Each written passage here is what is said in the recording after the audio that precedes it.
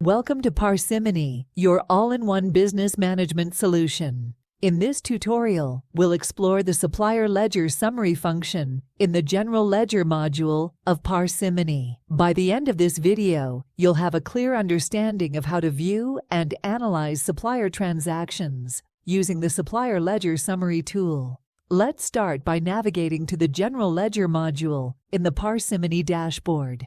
Click on the General Ledger module to access the necessary functions. The General Ledger dashboard provides an overview of your financial transactions and allows you to perform various tasks. To view the Supplier Ledger Summary, click on the Supplier Ledger Summary button. This report provides a summarized view of supplier transactions. Here, you can see a list of your suppliers and their corresponding account balances. The report includes details such as the supplier name, outstanding amount, and aging information. To refine the report, you can use the available filter options. For example, you can filter by supplier, date range, or supplier group. If you need to export the Supplier Ledger Summary for further analysis, click on the Export button. You can choose from various file formats, such as Excel or CSV.